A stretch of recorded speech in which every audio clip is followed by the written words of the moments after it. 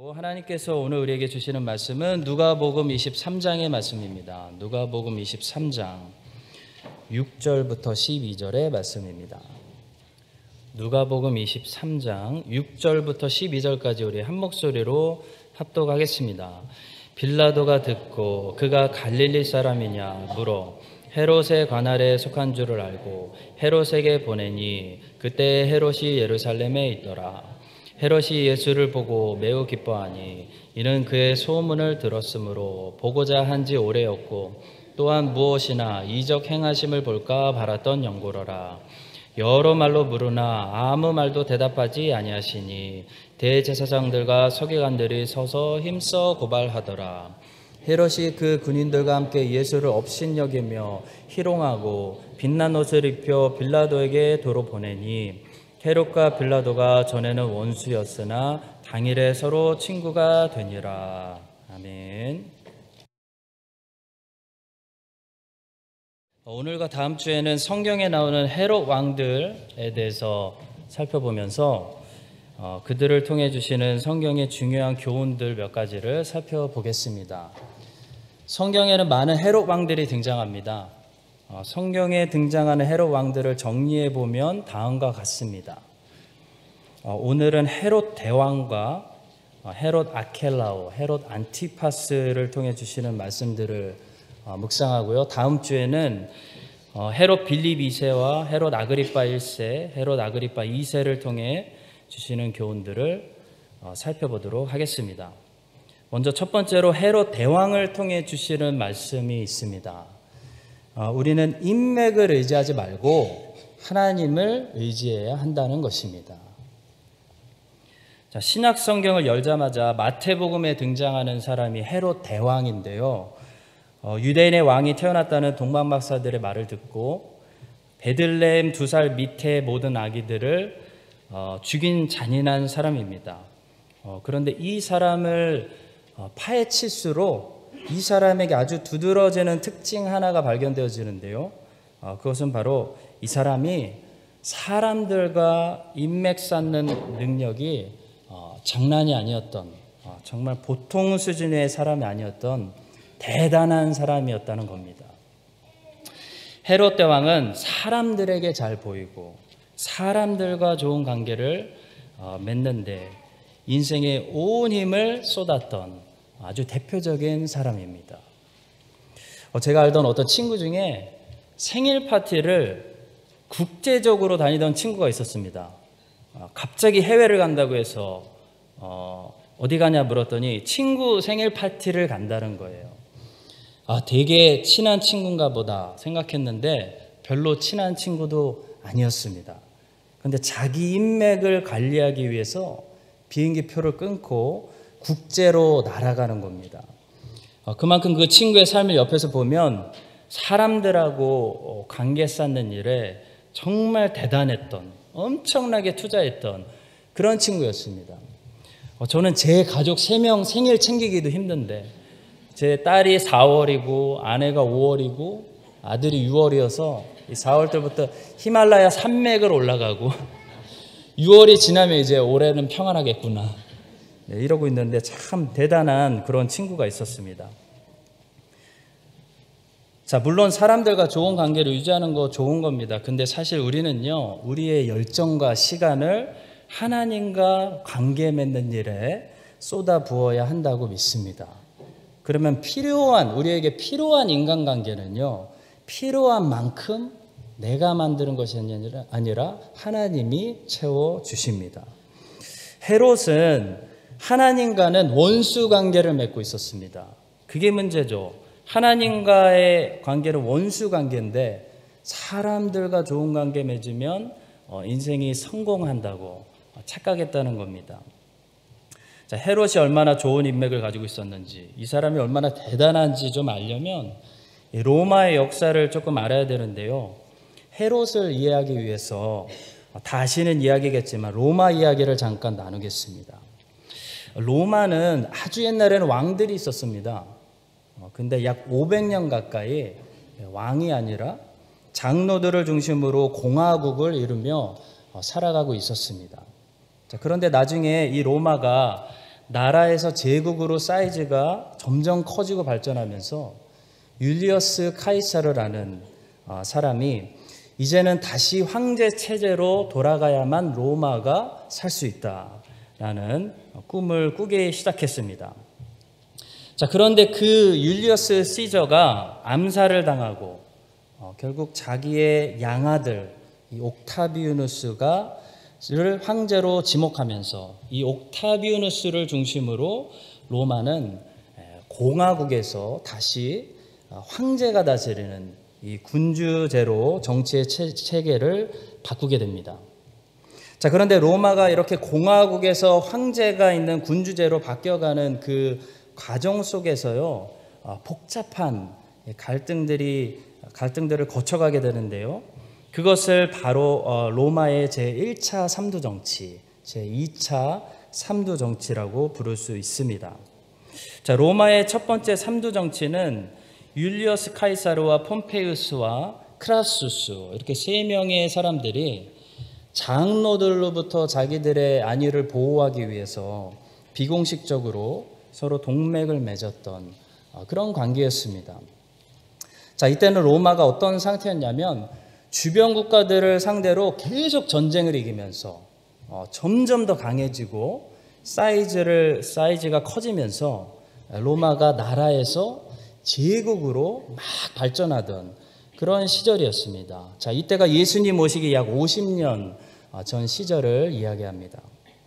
자, 그런데 헤롯 대왕이 어떤 사람이었냐면요, 이미 이때 율리어스 카이사르와 폼페이우스와 크라수스 모든 이 로마의 핵심 사람들에게 돈을 뿌리면서 그들과 동일하게 친한 친구가 되는데 성공한 사람이 헤롯입니다. 헤롯이 얼마나 인맥 쌓기를 잘하고 얼마나 수단이 좋은 사람이었는지 우리가 상상할 수 있습니다. 자, 그런데 율리어스 시저가 내 양아들 옥타비우누스가 황제가 돼야 로마는 산다라는 유언을 남기고 어느 날 갑자기 암살을 당하고 맙니다. 자, 율리어스 카이사르의 유언장을 보고 제일 깜짝 놀란 사람들 두 명이 있었는데요. 첫 번째 사람은 율리어스 시저가 분명히 나를 후계자로 지목했을 거야 라고 착각하고 있었던 안토니우스라는 부하하고, 또 당시 율리어스 카이사르하고 결혼했던 이집트의 여왕 클레오파트라가 있었습니다. 자, 이 클레오파트라는 율리어스 카이사르하고 결혼해서 카이사리온이라는 아들까지 두고 있었습니다. 자, 그런데도 불구하고 율리어스 카이사르가 암살당하고 그의 유언장을 공개해 보니까 그가 지목한 후계자는 안토니우스도 아니었고 카이사리온도 아니었고 그의 양아들 옥타비우누스였습니다. 자, 그 사실에 충격을 먹은 두 사람, 이 안토니우스와 클레오파트라는 자신들이 버림당했다, 외면당했다는 사실에 쇼크를 받고 서로 사랑하게 되죠. 우리가 잘 아는 이야기입니다. 자, 그리고 결국 율리어스 카이사르가 지목했던 그 옥타비우누스와 안토니우스는 이 황제의 자리를 놓고 전쟁을 하게 됩니다. 자, 바로 그때가 로마가 다시 세 그룹으로 갈라져서 통치되고 있었을 때인데요. 이때를 로마의 두 번째 삼두정치라고 부릅니다. 옥타비우누스와 안토니우스가 이렇게 한참 전쟁을 하고 있을 바로 그때 누가 전쟁에서 이길지 모르는 이 상황 속에서 이 팔레스타인의 헤롯 대왕은 옥타비우누스와 안토니우스 두 사람에게 모두 돈을 지원하면서 두 사람과 동시에 친한 대단한 인맥을 유지했던 정말 대단한 사람이 바로 헤롯입니다. 그런데 시간이 갈수록 옥타비우누스에게 전세가 기울었습니다. 그때 헤롯은 어떻게 했을까요? 이 상황 판단이 빠른 헤롯은요, 옥타비우누스에게 모든 것을 걸고 안토니우스를 가감하게 버립니다. 자, 그때 버림당한 안토니우스가 자신을 버린 헤롯 대왕을 만나러 예루살렘까지 직접 찾아와서 애원하고 구걸합니다. 그 정도로요, 헤롯의 이 지원 능력은 당시 무시할 수 없는 엄청난 힘이 있었다는 겁니다. 결국 역사는 옥타비우누스가 악티움이라는 해전에서 안토니우스를 물리침으로 율리어스 카이사르의 유언대로 옥타비아누스가 로마 공화국을 로마 군주제로 바꾸면서 그가 최초의 로마 황제가 됩니다. 자, 이때가 바로 BC 27년 우리 주님께서 유대 땅 베들레헴에 태어나시기 27년 전에 있었던 일입니다. 자, 성도 여러분, 자신이 그렇게 열렬하게 지지했던 사람이 이제 로마 황제가 되었습니다. 그렇다면 헤롯은 어떻게 됐을까요? 더욱더 팔레스타인 지역에서 아무도 건드릴 수 없는 막강한 권력을 가진 왕이 되었습니다. 마태복음에 보시면 지금 로마 황제가 다스리고 있는 로마 제국 내에서 이 팔레스타인 왕이 말 한마디에 한 도시의 아이들을 무차별로 살해하는 일이 가능할 정도로 이 헤롯 대왕이 엄청난 권력을 가지고 있었다는 것을 우리는 마태복음에서 확인할 수 있습니다. 헤롯 대왕은 또 솔로몬처럼 건축 광이었습니다. 로마 황제에게 계속 아부하기 위해서 팔레스타인 해변가에 황제를 위한 도시 가이사라를 건축하기도 했습니다. 사도 바울이 2년 동안 재판을 받기 위해 갇혀 있었고 우리 빌립 집사님이 세 딸들과 함께 정착했던 도시가 바로 가이사라였습니다. 헤롯은 가이사라뿐만이 아니라 유대인들에게도 아부하기 위해서 유대인들에게도 인기를 얻는 왕이 되기 위해서 유대인들이 제일 중요하게 생각하는 예루살렘 성전을 엄청난 사이즈로 확장 공사해주고 있었습니다. 자, 그러던 어느 날 예수님께서 제자들과 예루살렘 성전을 지나가실 때 어떤 사람들이 주님께 그 성전을 가리키면서 이런 질문을 한 적이 있습니다. 어떤 사람들이 성전을 가리켜 그 아름다운 돌과 헌물을 꾸민 것을 데코레이션 한 것을 말하매. 그러니까 이런 말이죠. 주님, 얼마나 멋있습니까? 얼마나 화려합니까? 자, 그때 예수님께서 이런 대답을 하셨습니다. 너희 보는 이것들이 날이 이르면 돌 하나도 돌 위에 남지 않고 다 무너뜨려지리라. 주님의 이 말씀대로 AD 70년에 유대의 나라가 로마에게 반란을 일으켰을 때 로마의 티투스 장군이 와서 예루살렘을 정말 돌 하나 남기지 않고 다 무너뜨려 버렸습니다. 자, 성도 여러분, 오늘날도 헤롯같이 살아가는 사람들이 있습니다. 사람에게 투자하고 사람에게 돈을 뿌리고 사람을 통해서 인생을 성공해 보려는 사람들이 있다는 겁니다. 자, 그들을 보며 어떤 사람들은 주님께 이렇게 질문하는지도 모르겠습니다. 주님 보세요. 저 사람 모든 사람들에게 인기가 많습니다. 저 사람 다 좋아해요. 주님, 저 사람은 팔로워가 참 많습니다. 주님, 저 성공한 인생을 좀 보시옵소서. 참 부럽습니다. 자, 그럴 때 우리 주님이 뭐라고 말씀하실까요? 너희 보는 이것들이 날이 이르면 돌 하나도 돌 위에 남지 않고 다 무너뜨려지리라 라고 말씀하실 수도 있다는 겁니다. 성도 여러분, 하나님 없는 하나님과는 원수 관계를 맺고 있으면서 인간관계 아무리 잘 쌓아도요, 그날이 이르면 돌 하나도 돌 위에 남지 않고 다 무너지게 되는 겁니다. 그것이 인생입니다. 그것이 인맥 쌓기의 천재였던 헤롯 대왕이 삶이 결국 우리에게 보여주는 결말입니다. 우리는 크리스찬으로서 어떻게 해야 될까요? 하나님을 의지해야 됩니다. 하나님과 바른 관계를 맺는 사람은요, 사람들하고도 건강하고 바른 관계를 맺을 수밖에 없습니다. 하나님 없이 하나님과의 관계는 소홀한데 인간의 수단으로 사람들을 얻으려고 하는 사람들, 내 사람들을 만들려고 하는 사람들은요, 사실 뭐 하는 겁니까? 그 사람들을 위한 게 아니고요, 나의 유익을 위한 거죠. 그것은 계산적인 것이고 이기주의적인 것이고 사람들을 이용하겠다는 것이고 내 야망과 욕심을 채우겠다는 겁니다. 자, 여러분과 저는 헤롯 대왕처럼 사람들에게 투자하지 마시고 사람들을 의지하지 마시고 하나님을 알고 하나님과 바른 관계를 맺는 일에 우리의 온 힘을 쏟고 투자해서 하나님과의 이 바른 관계를 통해 하나님이 적절하게 허락해 주시는 모든 사람들과의 이 건강한 관계를 잘 유지하는 그런 신앙적인 인생을 살 수 있게 되기를 간절히 바라고 축복합니다. 자, 두 번째로 오늘 우리에게 주시는 말씀은 예수님의 사람들은 하나님의 보호 아래 있다는 것입니다. 예수님의 사람들은 하나님의 보호 아래 있습니다.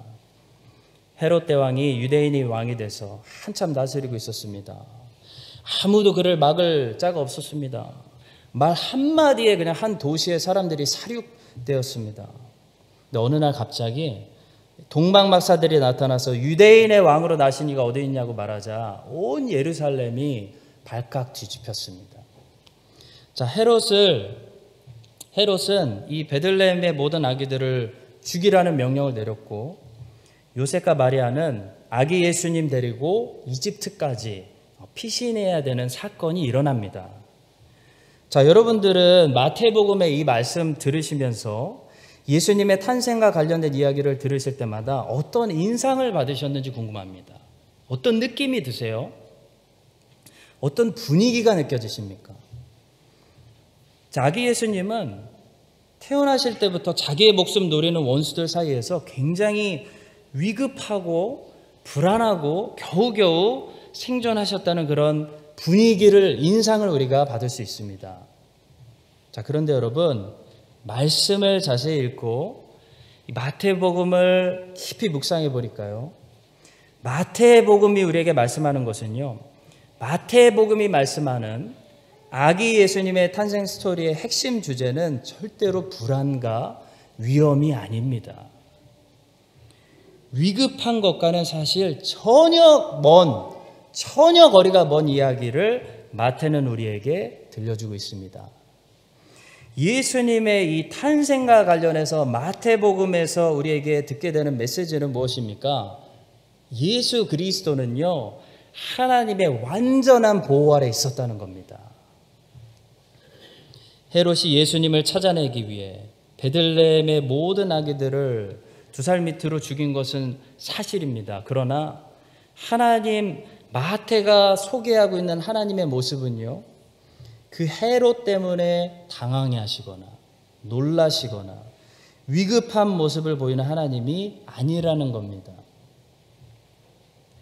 마태복음이 예수님의 탄생을 소개하면서 반복적으로 강조하고 있는 것이 있다면 이 일들은 이미 오래전부터 구약의 선지자들을 통해 하신 말씀들을 성취하기 위해서 일어났다라는 것을 계속 반복해서 강조하고 있는 것입니다. 하나님께서는 메시아가 태어나실 때 아기들이 살해당하는 이런 끔찍한 일이 일어나게 될 것이라는 사실을 이미 1500년 전에 모세가 태어날 때 보여주셨죠. 히브리 민족 남자아이들이 나일강에 버려지는 사건을 통해서 이미 예언하셨습니다. 헤롯이 아기 예수님을 찾아내서 죽이려고 하니까 천사가 요셉을 인도해서 요셉과 마리아를 애굽으로 입애굽시키십니다. 또 헤롯이 죽으니까 다시 출애굽시키십니다. 자, 이런 메시아의 입애굽과 출애굽도요, 구약의 이스라엘 민족을 통해 이미 다 예언된 사건입니다. 자, 우리가 육신의 눈으로 보면 헤롯이 저지르는 일들에 우리 하나님께서 반응하시는 것처럼 보이지만 말씀을 통해서 보면요, 이것은 사람의 행동에 하나님께서 반응하시는 것이 아니라는 겁니다. 마태는 예수님의 입애굽과 출애굽 사건을 절대로 하나님의 반응으로 해석하고 있지 않습니다. 오히려 헤롯이 이미 구약의 선지자를 통해서 이런 일들이 있을 것이다 라고 말씀하셨던 말씀들을 성취해 나가는 악한 도구로 쓰임받고 있다라고 해석하고 있는 것입니다. 이것이 마태의 해석이고 마태를 감동시킨 성령님의 역사관입니다. 예수님께서 애굽에 있는 동안 헤롯 대왕이 죽었습니다. 요셉과 마리아가 예수님을 데리고 가나안 땅으로 돌아오는데요, 이 헤롯의 아들 아켈라오가 대신 왕이 돼서 아켈라오가 무서워서 아켈라오가 난폭하다는 것은 그 당시 유대인들이 다 알고 있었던 것 같습니다. 유대 땅 베들레헴으로 다시 돌아가지 못하고 갈릴리 땅 나사렛으로 동네로 가서 정착했다라고 말씀합니다. 자, 이 사건 또한 마태는 어떻게 해석하고 있습니까? 마태는 이 일들이 단순히 아켈라오가 무서워서 아켈라오 때문에 일어난 일들로 보는 것이 아니라요, 하나님께서 구약의 선지자를 통해 이미 말씀하신 대로 이루려 하시려고 일어난 일이다라고 해석합니다. 자, 마태는 위급해 보이는 상황마다 이 사실을 우리들에게 알리려고 했던 것 같습니다. 육신의 눈으로 보면 매우 위급해 보이지만 사실 다 예언되었다, 기록되었다, 말씀대로 성취할 뿐이다, 하나님이 계획하신 대로 인도하고 계신다라는 것을 마태가 말하려고 했던 것 같습니다. 성도 여러분, 우리가 하나님의 보호 아래 있다는 것은 무슨 의미일까요? 나에게 어떤 문제가 생겼을 때 하나님이 그 문제를 보시고 그 문제에 맞게 반응해 주신다는 차원의 보호가 절대로 아닌 것입니다. 나에게 어떤 위급한 일이 터졌을 때 하나님이 보시고 큰 일이 터졌네, 기도하면서 기다려라, 내가 대책을 마련해 볼게, 내가 사람을 찾고 있는 중이다, 종들을 찾고 있는 중이다, 더 기도해라, 시간을 주면 해결책이 나올 거다, 그게 아니라는 겁니다. 성경이 말씀하고 성경이 소개하고 증거하고 가르쳐주고 선포하고 있는 단 한 가지 사실은 무엇이냐면요, 아무리 헤롯이 팔짝팔짝 뛰고 난리를 뜰지라도요, 요셉과 마리아가 걸어가는 그 행로는 이미 하나님께서 말씀하시고 예비하시고 정하신 안전한 길이었다는 것입니다. 성도 여러분, 예수님을 믿는 여러분과 제가 하나님의 보호 아래 있다. 그것은요, 하나님이 내게 어떤 문제마다 반응해 주시는 것을 말하는 것이 아닙니다. 우리 하나님은 언제나 주권적인 분이십니다. 인간의 역사에 반응하는 분이 아니시라는 겁니다. 역사는요, 하나님께서 계획하신 대로 그분이 주권적으로 앞에서 끌고 가시는 것이 역사지, 인간이 어떤 일들을 저지를 때마다, 헤롯이 어떻게 할 때마다 하나님이 쫓아다니면서 일을 처리해 주시는 것이 역사가 아니라는 겁니다. 그래서 예수님을 믿는 사람들은요, 무엇을 믿습니까? 역사를 주관하시고 계획하시고 끌고 가시고 성취하시는 하나님을 믿는 겁니다. 하나님이 예비하신 그 길 위에 있다는 것을 믿는 겁니다. 자동차로 비유하면요, 하나님의 의뢰를 보호하신다는 것은요, 자동차를 보호하신다는 것이 아니라요, 자동차가 달리는 길 전체가 하나님이 예비하신 안전한 길이라는 것을 믿는 겁니다. 헤롯은 지금 펄쩍펄쩍 뛰면서 악의 예수님을 찾아 죽이려고 하고 있지만, 요셉과 마리아는요, 하나님께서 이미 선지자를 통해 말씀하신, 계획하시고 예비하신 일로 말씀의 인도하심을 받아 순종으로 믿음으로 걸어가고 있는 것입니다. 자, 성도 여러분, 우리도 마찬가지입니다. 요셉과 마리아처럼 하나님의 말씀에 매일 잘 순종해서 믿음으로 똑바로만 우리가 걸어가면요, 아무리 무서운 일들의 눈앞에 벌어져도 하나님이 태초부터 예비하신 가장 안전한 길로 우리 모두 걸어가게 될 줄로 믿습니다. 예수 그리스도를 나의 길로 여기는 사람들, 예수 그리스도의 길로 매일 걸어가는 사람들은 이미 하나님이 보호하시는 길 위에 있는 인생이라는 사실을 믿으시기 바랍니다. 그래서 시편 91편 9절부터 11절은 이런 고백을 드리고 있고, 이런 믿음으로 찬양의 고백을 드리고 있습니다. 내가 말하기를 여호와는 나의 피난처시라 하고 지존자를 너의 거처로 삼았으므로 화가 내게 미치지 못하며 재앙이 내 장막에 가까이 오지 못하리니 그가 너를 위하여 그의 천사들을 명령하사 너의 모든 길에서 너를 지키게 하심이라. 아멘. 자, 마지막 세 번째로 헤롯 안티파스, 본문에 나오는 헤롯 왕을 통해서 오늘 우리에게 주시는 말씀은 아무 대답 없을 때 그때도 주님을 믿을 수 있느냐는 겁니다. 헤롯 대왕이 죽었습니다. 헤롯 대왕의 아들 아켈라오가 유대 땅을 다스리기 시작했습니다. 근데 아켈라오는 너무 난폭하기만 하고 이 아버지 헤롯처럼 정치를 잘 못했기 때문에 로마가 봤을 때, 로마 황제가 봤을 때 이 사람이 시한폭탄입니다. 유대인들의 반란이 일어나면 큰 곤란이 생깁니다. 자, 따라서 로마가 강제로 아켈라오를 로마로 불렀습니다. 아켈라오를 패했습니다. 그리고 그때부터 이스라엘 땅을 나누어서 각 지역마다 분봉왕을 세웠는데요. 3명의 분봉왕들을 세웠고 예루살렘이 있는 가장 예민하고 불안한 지역인 유대 땅만큼은 로마에서 직접 파송한 로마의 총독들이 다스리기 시작했습니다. 자, 그 상황을 누가는 3장에서 정확히 이렇게 기록하고 있습니다. 디베르 황제가 통치한 지 15해 곧 본디오 빌라도가 유대의 총독으로, 헤롯이 갈릴리의 분봉왕으로, 그 동생 빌립이 이두레와 드라고니 지방의 분봉왕으로, 루사니아가 아빌레네의 분봉왕으로, 안나스와 가야바가 대제사장으로 있을 때에 하나님의 말씀이 빈들에서 사가랴의 아들 요한에게 임한지라. 역사가 누가는 정확한 역사를 기록했죠.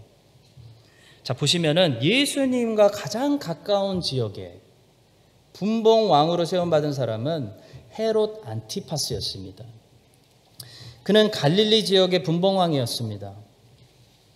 자, 여러분, 그런데 헤롯이 자기 앞마당에서 자기 관할에서 3년 6개월 동안이나 기적을 베푸시며 활동하신 예수님을 끝까지 만나지 못한 이유가 있는데요.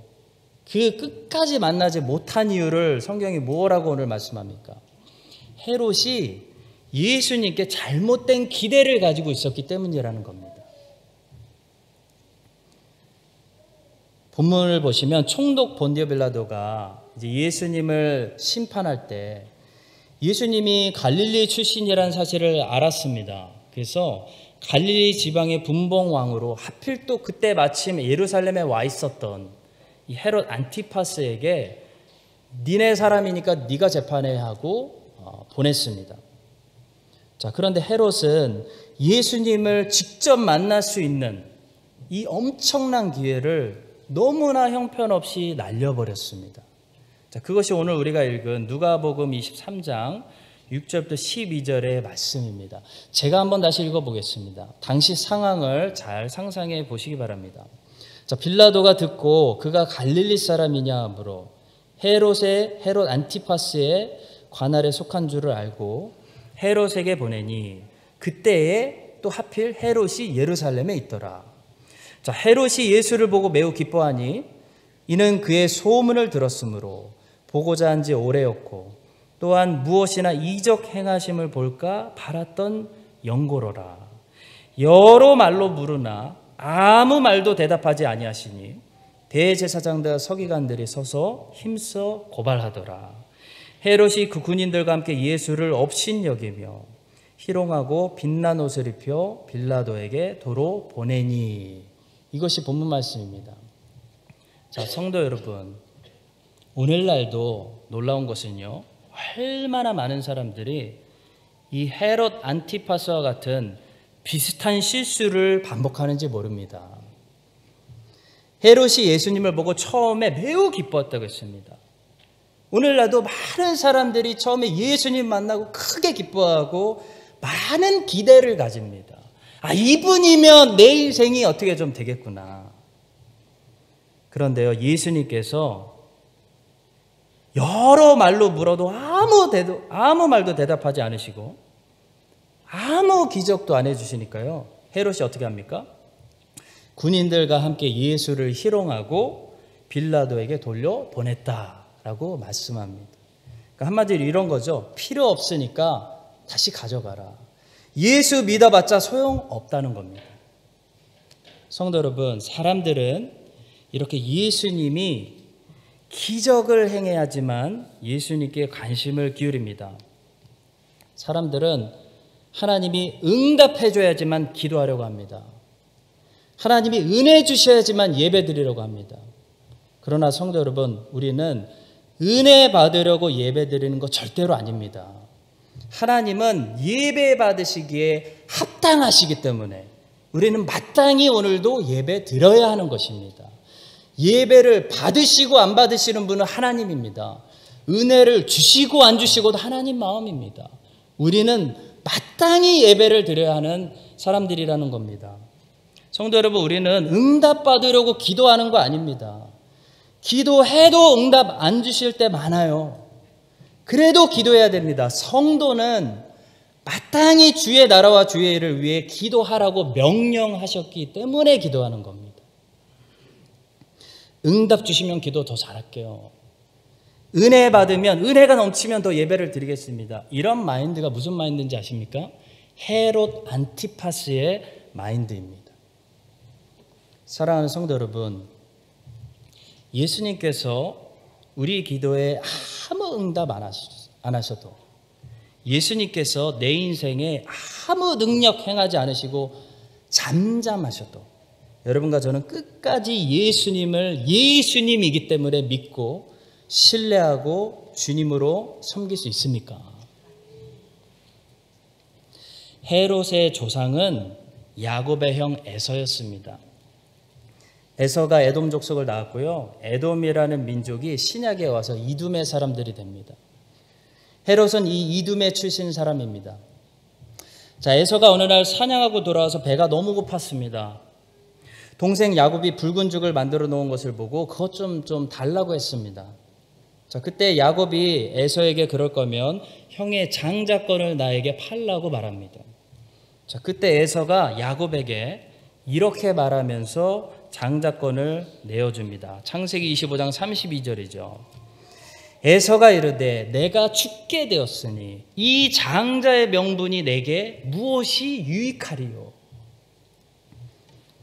여러분, 에서의 철학과 사고방식은 뭐냐면 지금 당장 배가 고픈 나에게 아무런 도움이 안 되는 이 장자권, 이 쓸모없는 장자권이 나에게 무슨 유익이 있냐는 겁니다. 이게 에서의 철학이고 에서의 사고방식입니다. 이것이 헤롯 안티파스의 철학이고요. 오늘날도 주님을 무슨 유익이 있을까 한두 번 찾았다가 실망하고 쉽게 세상으로 돌아가는 많은 사람들의 사고방식입니다. 지금 당장 예수가 나에게 밥 먹여주자는 겁니다. 여러분 분명히 아십시오. 성경은요, 지금 당장 예수님이 밥 먹여주지 않을 수도 있다고 말합니다. 아니요, 예수 따라가면 오히려 굶을 수도 있다고 말합니다. 그러나 성경은 그래도 무엇을 선포하냐면 그래도 그분이 하나님이라고 선포합니다. 그런데 에서는 어떻게 반응합니까? 지금 당장 배고픈 내 배에 아무 유익이 없는 이 장자권 팥죽 한 그릇에 그냥 팔아버리는 겁니다. 그것이 에서의 세상이고 에서의 가치관입니다. 성도 여러분, 지금 당장 예수님이 여러분의 기도에 응답하지 않으시고 지금 당장 나의 수많은 질문에 잠잠하시고 지금 당장 여러분의 인생에 꼭 필요한 그런 기적과 이적과 능력과 도우심을 주님이 주시지 않으셔도요, 성경에 증거하고 있는 분명한 사실은요, 그분은 오늘도 여러분들의 살아계신 하나님의 아들이십니다. 그분이 진리이고 생명이고 영생이라는 겁니다. 다른 곳에는 아무리 찾아봐도 생명도 없고 진리도 없다는 것이 성경의 증거입니다. 에서가 장자권을 팔았다는 것은 아브라함과 이삭의 하나님을 버렸다는 것을 말합니다. 나는 그런 하나님 필요 없다는 겁니다. 내가 배고플 때 아무 유익되지 않는 그런 하나님, 이 팥죽 한 그릇보다 더 낫지 않다는 겁니다. 그게 에서의 생각입니다. 에서는 그런 이유로 장자권 팔아버리고 헤롯은 그런 이유로 빌라도를 예수님께 돌려보내버렸지만 여러분과 저는 그런 이유로 그리스도를 바꾸지 않는 믿음의 사람들 될 수 있기를 소망합니다. 여러분과 제가 에서의 철학을 본받지 말고 아무 능력 안 해주셔도, 아무 응답 들리지 않아도 예수 그리스도가 하나님의 아들이기 때문에, 당신이 길이요 진리요 생명이요 영생이시기 때문에 나는 당신 편에 서겠습니다 라고 오늘 아침 거룩한 이 주일에 모든 주의 백성들이 다시 한번 신앙 고백 드리는 그런 하나님이 기뻐하시는 복된 주일이 될 수 있기를 예수 그리스도의 이름으로 간절히 축원합니다. 기도하겠습니다. 하나님 아버지, 헤롯 대왕이 하나님은 모르고 평생 사람들을 의지하고 살다가 무너지는 인생 되었습니다. 우리는 우리에게 주신 인생의 이 소중한 시간들을 하나님을 알고 하나님을 배우고 하나님과 교제하는 일에 쓸 수 있도록 도와주시옵소서. 헤롯 대왕과 아켈라오가 펄쩍펄쩍 뛰면서 아기 예수님 죽이려고 했습니다. 그렇지만 하나님이 정하신 길로 요셉과 마리아는 걸어갑니다. 마태가 우리에게 이야기하고 있는 것처럼 주의 백성들이 어떤 상황 속에서도 당황하지 않고 평강을 잃지 않게 하여 주시옵소서. 에서가 장자권을 팔아버리고 헤롯이 예수님을 버렸습니다. 주의 백성들은 주님이 침묵하셔도 끝까지 주님께 충성하고 믿음을 지키는 믿음의 백성들 될 수 있도록 도와주시옵소서.